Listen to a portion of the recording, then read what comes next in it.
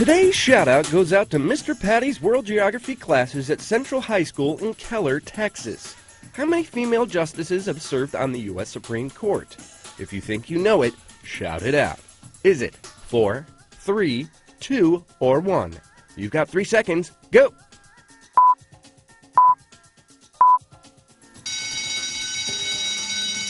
Two women have served on the country's highest court, Sandra Day O'Connor and Ruth Bader Ginsburg. That's your answer, and that's your shout-out.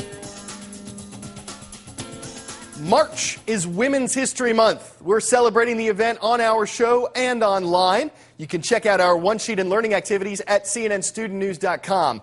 Now, to kick off our coverage, we're looking back a couple decades to honor some famous firsts from the 1980s, starting with one of the women we mentioned in that shout-out. Sandra Day O'Connor is known for her sharp questioning from the bench, especially when she served for 24 years as Justice of the U.S. Supreme Court.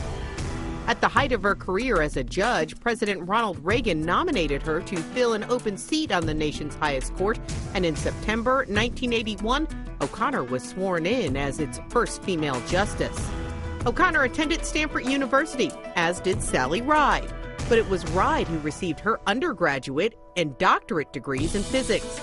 While studying for her PhD in 1978, Ride was selected for the NASA astronaut training program.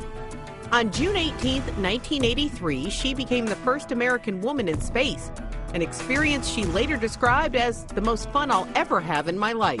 Back on Earth, Joan Benoit Samuelson gained stardom as a pioneer of women's marathoning. She won the Boston Marathon in 1979 and again 4 years later.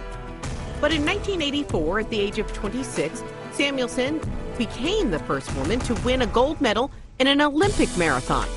A year later, she received a prestigious award as the nation's finest amateur athlete. Another noted female athlete is Anne Bancroft. Her rise to stardom came from her passion for the wilderness. After 56 days by sled and on foot, Bancroft and her teammates arrived at the North Pole in 1986, but Bancroft was the first woman to do it. And she led the first American women's team on the 660-mile expedition to the South Pole. Honoring achievements from the 1980s, this Women's History Month. And finally, do you want to bolt down the hall when the final bell rings? Well, apparently, so does